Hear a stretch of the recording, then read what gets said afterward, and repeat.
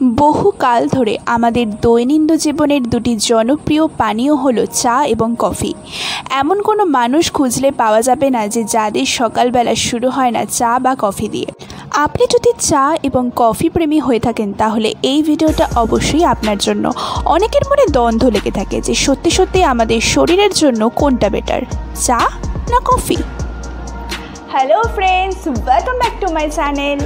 আজকে আমি তোমাদের সঙ্গে শেয়ার করব চা এবং কফির কিছু বিষয় নিয়ে। চা এবং কফির মধ্যে কি পার্থক্য আছে, চা এবং কফির যে বেনিফিটস এবং অতিরিক্ত পরিমাণে চা এবং কফি খাওয়ার জন্য শরীরের মধ্যে যে সমস্যাগুলো হয় সেগুলো নিয়ে কিন্তু আমরা আজকে আলোচনা করব। তো চলো বন্ধুরা, ভিডিওটা স্টার্ট করা যাক।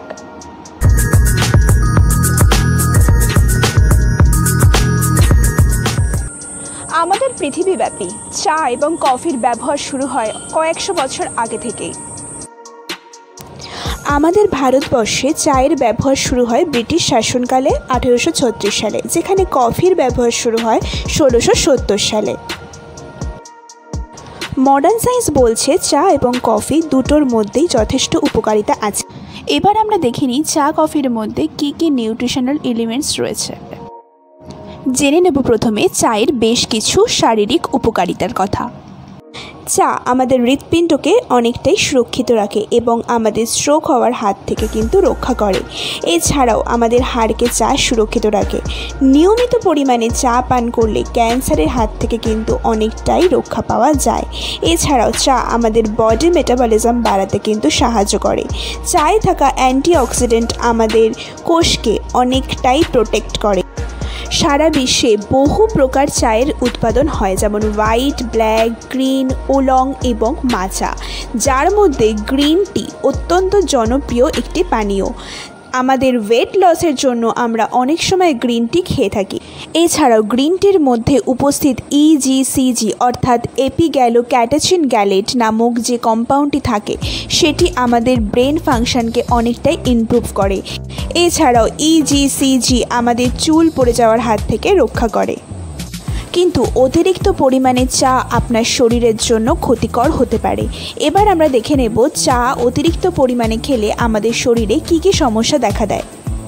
চায়ের মধ্যে ট্যানিন নামক যে কেমিক্যাল কম্পাউন্ডটি রয়েছে সেটি অতিরিক্ত পরিমাণে আমাদের শরীরে প্রবেশ করলে আমাদের শরীরে লৌহ শোষণের মাত্রা কিন্তু কমিয়ে দেয়। দিনে 3 থেকে 4 কাপের বেশি চা খেলে আমাদের সবথেকে বেশি ঘুমের সমস্যা হয়। এছাড়াও মাথা ধরে থাকা, গা বমি ভাবের মতন সমস্যার সম্মুখীন আমাদের হতে হয়। এবার আসি কফির কথায়। ভারতবর্ষে অনেক ধরনের কফি উৎপাদন হলেও ক্যাপুচিনো এবং ব্ল্যাক কফি অনেক জনপ্রিয়।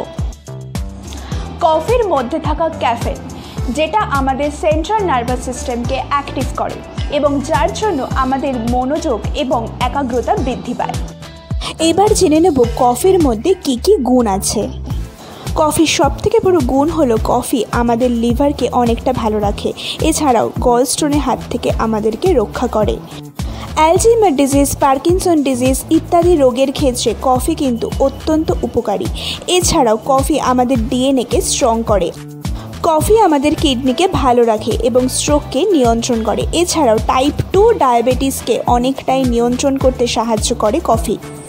আমাদের দৈনন্দিন জীবনে 3 থেকে 4 কাপ কফি খাওয়াটা কিন্তু ঠিক আছে, কিন্তু এর থেকেও যদি বেশি আপনি কফি খেয়ে থাকেন তাহলে কিন্তু বেশ কিছু সাইড এফেক্টস আমাদের শরীরে দেখা দেয়।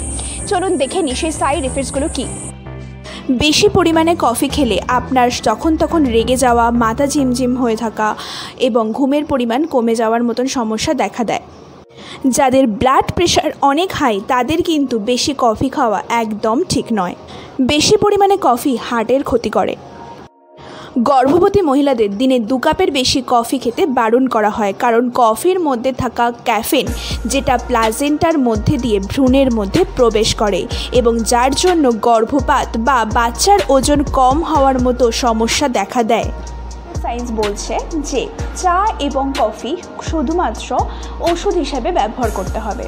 যখন আপনার গলা ব্যথা, সর্দি, হাঁচি, কাশি ইত্যাদি সমস্যা হবে তখন আপনি চা খেতে পারেন। এবং চায়ের সঙ্গে যদি আদা, মধু ইত্যাদি বিভিন্ন রকম ইনগ্রিডিয়েন্টস আপনি যদি মিক্সড করে চা খান তাহলে কিন্তু আপনার শরীরের জন্য ভালো হবে। কিন্তু রোজকার ভাবে যদি চা বা কফি খাওয়া হয় তাহলে কিন্তু সেটা শরীরের জন্য একদমই ভালো না, সেটা নেশায় পরিণত হয় এবং পরবর্তীকালে সেটারও আমাদের অনেকটাই সাইড এফেক্টস ভোগ করতে হয়।